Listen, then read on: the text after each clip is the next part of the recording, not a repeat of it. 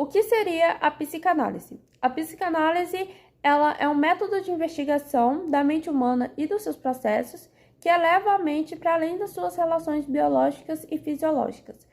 Para isso, ela usa como objeto os processos mentais, como as emoções, o sentimento, os impulsos, os pensamentos, tudo aquilo ali que determina o indivíduo. No livro A Psicanálise dos Contos de Fadas, de Bruno Bettelheim, ele vai trazer ali uma radiografia sobre as mais famosas histórias contadas para as crianças. Então ele vai iniciar ali tudo dizendo sobre como muitos pais e educadores costumam ver as histórias dos contos de fadas, que muitos deles costumam ver as histórias como algo irreal, como algo falso, como algo ilógico, algo cheio de crueldade. Então muitas vezes eles acabam por afastar as crianças desses contos de fadas por ser algo muito cruel para elas e acabam voltando elas para o mundo real, um mundo circundante, que costuma ser muito mais cruel do que propriamente os próprios contos de fadas. Então ali ele contradiz essa ideia, porque ele afirma que os contos de fadas são de tamanha importância para o desenvolvimento emocional das crianças, onde ali seria um meio delas instigar sua imaginação e seu otimismo para com a vida. Seu otimismo com a vida. Porque nos contos de fadas é proposto ali toda a luta da protagonista ou do protagonista com um final feliz. Então as crianças, ao lerem essas histórias, vão acreditar no final feliz. Então elas vão se sentir instigadas a buscar por aquilo que elas almejam. Ou seja, seria uma forma ali de escape da realidade para elas e uma forma de instigar a sua imaginação. Ou seja, teria impacto positivo na construção das suas relações interpessoais e no seu emocional e nas relações familiares também. Ou seja, todas as histórias trazem algo que tem tamanha influência no dia a dia das crianças, na realidade das crianças. E elas, ao lerem aquilo ali, se inspirariam nas histórias e tomariam aquilo para a sua vida real. O Complexo de Édipo, ele se originou a partir da mitologia grega, com a história de Édipo Rei. Na história conta que o Édipo ele foi a uma cartomante para ver por que o seu reino estava uma bagunça. E aí ela diz que o reino estava assim porque um filho se casou com uma mãe e matou o pai. E o Édipo, antes de se tornar rei, ele chegou nessa cidade nova e lá ele matou um senhor, que era um senhor muito mal educado, que era o rei. E aí depois ele teve lá uma batalha e tal, e ele ganhou, e ele acabou se casando com a rainha, que era sua mãe.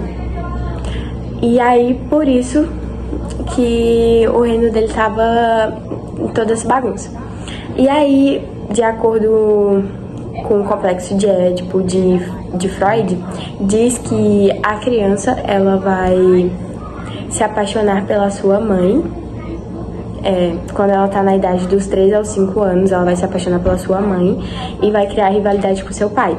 O conto da Branca de Neve começa com a mãe da Branca sentada numa espécie de janela, observando a neve que estava caindo lá fora, observando os corvos que passavam, até que ela espeta o dedo com uma agulha.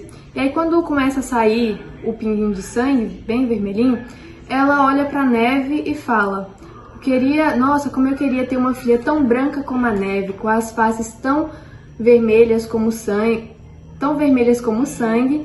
e com os cabelos tão negros como os corvos.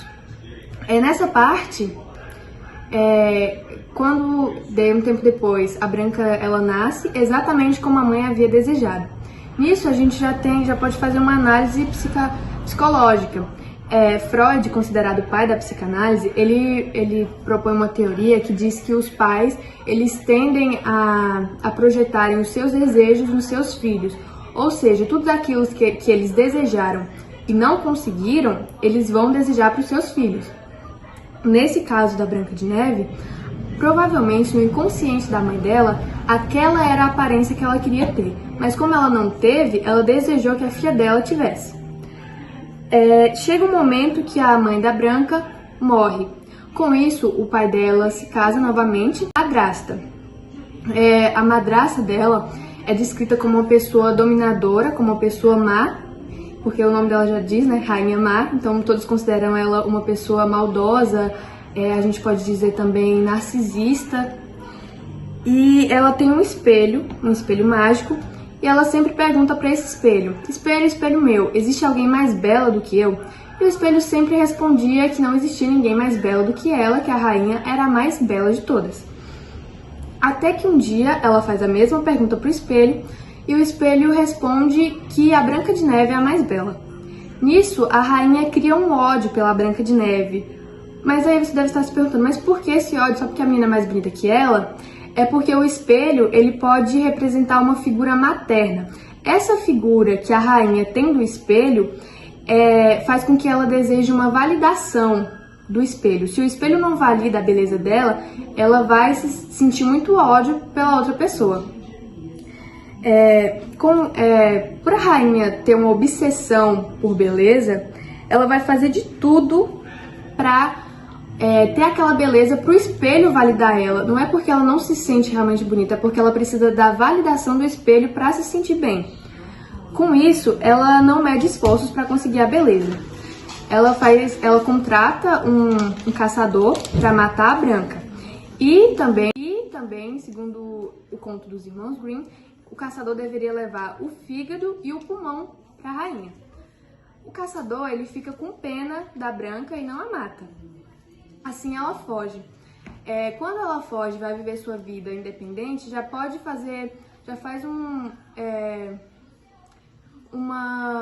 tem uma ligação com a nossa fase de crescimento, da nossa formação, da nossa personalidade, que vai fazer que todo adolescente, ele quer ter a independência dele, assim como a Branca teve de sair pelo mundo. Quando o caçador, ele volta pro castelo e entrega o fígado e o pulmão para a rainha, e ela acredita que aquele fígado e aquele pulmão era o da Branca, ela devora os dois, o fígado e o pulmão. E nas fantasias dela, ela acredita que se ela comer aquele fígado e aquele pulmão, ela vai se tornar tão bonita quanto a Bela. Isso é como um mecanismo de defesa e faz parte de uma teoria psíquica proposta por Melanie Klein. Essa teoria, ela diz respeito à fase oral dos bebês. Os bebês, eles têm uma fase que eles acreditam que eles tentam devorar a mãe deles, porque eles acreditam que se eles comerem a mãe deles, eles vão injetar em si toda a bondade da mãe deles. Vocês conhecem a história de Peter Pan? Bom, Peter Pan é uma criança muito travessa. É uma criança mística, né, que ele consegue voar. Ele tem como amigo uma fada, a Sininho. Em um certo dia, ele conhece a Wendy e os seus irmãos, levando eles para a Terra do Nunca, onde Peter vive. Lá eles vivem várias aventuras. Bom, na história de Peter Pan, conta a história de... Não tem história não. Trata a síndrome do Peter Pan, onde Peter não quer crescer, não quer amadurecer, quer sempre viver como criança. E também tem a síndrome da Wendy, onde a Wendy quer sempre proteger o Peter, quer ser como uma mãe para ele. Provavelmente você já ouviu falar, né, da história da Bela e a Fera. A Bela e a Fera é um conto escrito por... escrito por quem?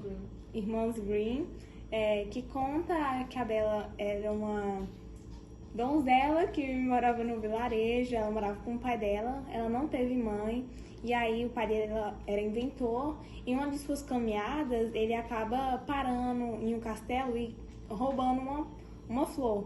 E aí nesse castelo é o Castelo da Fera.